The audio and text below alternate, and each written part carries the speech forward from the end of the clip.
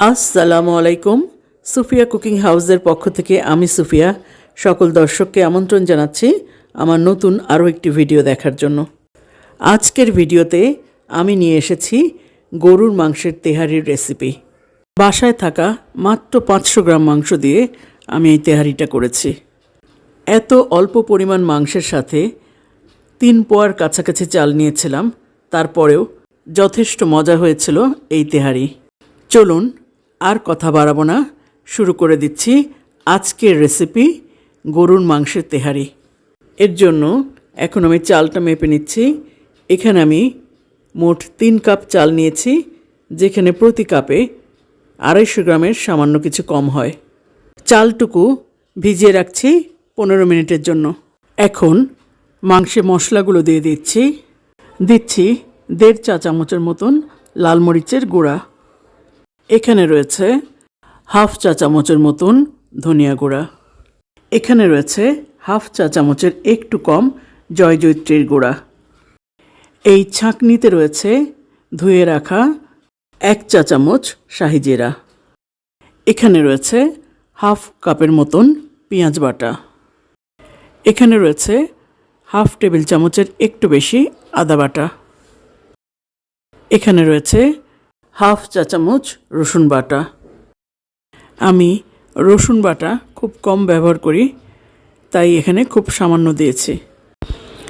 এখানে রয়েছে 1/2 কাপের মতন টক দই। এটা আমি ঘন দুধের মধ্যে একটু লেবুর রস দিয়ে করে নিয়েছি, তবে 1/2 কাপ পুরোটা দিলাম না, কিছুটা রেখে দিলাম। এখন মাংসের সাথে সব মশলা মিশিয়ে দিচ্ছি। লবণ এখনও দেওয়া হয়নি, এখানে 1.5 চা চামচের মতন লবণ দিয়ে দিলাম। মাংসের সাথে মশলাগুলো মিশানোর সময় মনে ছিল না যে টমেটো সস দেওয়া হয়নি, এটা আমি পরবর্তীতে রান্নার সময় দিয়ে দিয়েছি। লবণটা মাংসের সাথে ভালোভাবে মিশিয়ে দিচ্ছি। 6-7টা এলাচ দিচ্ছি, 1 চা চামচের মতন দারুচিনির গুঁড়া। এখন মশলাগুলো আবারও একটু ভালোভাবে মিশিয়ে একটা ঢাকনা দিয়ে ঢেকে রেখে দেব এক পাশে। এখন 3-4টা আলু আমি ছোট করে কেটে নিয়েছি, মাংসের সাইজ করেই। সামান্য একটু লবণ এবং জর্দার রং মাখিয়ে এগুলো এখন ভেজে নেব। এর জন্য একটা কড়াইতে 1.25 কাপের মতন সয়াবিন তেল দিয়ে দিচ্ছি। তেলটুকু গরম হয়ে গেলে আলুগুলো এতে দিয়ে দিচ্ছি এবং লাল করে ভেজে তুলে নিচ্ছি। ভাজা আলুগুলো তুলে নিয়ে ওই একই কড়াইতে আমি দিয়ে দিচ্ছি 1/2 কাপের মতন পেঁয়াজ কুচি। পেঁয়াজ কুচিটুকু নরম হয়ে আসলে দেখতে পাচ্ছি তেল একেবারেই কমে গেছে, মাংসের জন্য পর্যাপ্ত পরিমাণ না, তাই 1/4 কাপ তেল আমি এতে আবার দিয়ে দিচ্ছি। পেঁয়াজটুকু হালকা লাল হয়ে আসলে মশলা মাখিয়ে রাখা মাংসটুকু কড়াইতে ঢেলে দিচ্ছি। এই পর্যায়ে দিয়ে দিচ্ছি সামান্য একটু টমেটো সস, তবে সস আমার কাছে এতটুকুই ছিল, বেশি থাকলে হয়তো সম্পূর্ণ 1 টেবিল চামচই দিতাম। এখন ভালোভাবে নেড়েচেড়ে মাংসের কড়াইটা ঢেকে দিচ্ছি। এভাবে থাকবে 10-15 মিনিট। মাংসের টুকরোগুলো ছোট হওয়ায় এবং অনেকক্ষণ মশলা মাখিয়ে রাখার কারণে এই মাংসটা গলতে বেশি সময় লাগবে না, তাই 15 মিনিট পরে আমি ঢেলে দিচ্ছি 1.5 কাপের মতন গরম পানি। পানিটুকু দিয়ে ঢাকনাটা আবারও ঢেকে দিচ্ছি 10-15 মিনিটের জন্য। এখন ঢাকনাটা খুলে মাংসে দিয়ে দিচ্ছি 6-7টা কাঁচামরিচ। আবারও 10 মিনিটের জন্য ঢেকে দিলাম। 10 মিনিট পরে ঢাকনাটা খুলে ভাজা আলুগুলো এতে দিয়ে দিচ্ছি এবং একটু নাড়াচাড়া করে এতে দিয়ে দিচ্ছি 1/2 চা চামচের আরও কম কেওড়া এসেন্স। সাথে দিচ্ছি 1 টেবিল চামচের মতন গুঁড়া দুধ। মাংস রান্না কমপ্লিট, ঢাকনাটা ঢেকে চুলা বন্ধ করে দিচ্ছি। এখন একটা হাঁড়িতে আমি দিয়ে দিচ্ছি কিছুটা পরিমাণ সয়াবিন তেল। তেলের পরিমাণটা হবে 1/2 কাপের সামান্য একটু কম। তেলটুকু গরম হয়ে গেলে এতে দিয়ে দিচ্ছি 1/2 কাপের মতন পেঁয়াজ কুচি। পেঁয়াজের সাথে দিয়ে দিচ্ছি 2 টুকরা দারুচিনি এবং 3-4টা এলাচ। পেঁয়াজটুকু লাল হয়ে গেলে এতে দিয়ে দিচ্ছি আমার ধুয়ে পানি ঝরিয়ে রাখা 3 কাপ চাল। এখন এই চালের সাথে দিচ্ছি 1.5 চা চামচের মতন আদা বাটা। এখন দিচ্ছি 3-4টা লবঙ্গ।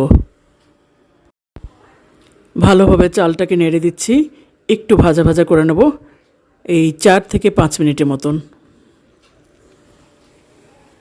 দিচ্ছি হাফ টেবিল চামচের মতন লবণ। লবণটা দিয়ে আরও একটু নাড়াচাড়া করে এতে আমি দিয়ে দেব পরিমাণ মতো গরম পানি। আমরা জানি যে কয় কাপ চাল নেওয়া হয় তার দ্বিগুণ পরিমাণ পানি দেওয়া হয়, তবে চালটা যদি বেশিক্ষণ ভিজিয়ে রাখা হয় সেখানে পানি সামান্য একটু কমিয়ে দেওয়া যেতে পারে। আমি এখানে গুনে গুনে 6 বার 6 কাপ পানি তুলেছি, কিন্তু প্রথম 5 কাপে কিছুটা করে কম উঠেছিল এবং 6 নম্বর কাপে তার থেকে আরেকটু কম তুলেছি পানি, অর্থাৎ টোটালে 5.25 কাপের বেশি হবে না। চালটা একটু নাড়াচাড়া করে এভাবে ফুটে উঠুক, তবে এ পর্যায়ে ঢাকনা দেব না। চালের পানি যখন একেবারে কমে আসবে তখন প্রথমে মাংসের তেল ঝোলটা আগে দিয়ে দেব। মাংস এবং আলু হাতে ধরে রাখবো, সেটা একদম সম্পূর্ণ রান্না হয়ে যাওয়ার 20 মিনিট আগে দিয়ে দেব। পানিটা দেওয়ার 5 মিনিট পরে দিয়েছি 5-6টা কাঁচামরিচ। চালের পানি একদম কমে গেছে, প্রায় টেনে গেছে। এখন আমি দিয়ে দিচ্ছি মাংসের তেল ঝোলগুলো যতটুকু কাট করে দেওয়া সম্ভব। মাংসের ঝোলটা দিয়ে একটু নেড়ে দিলাম।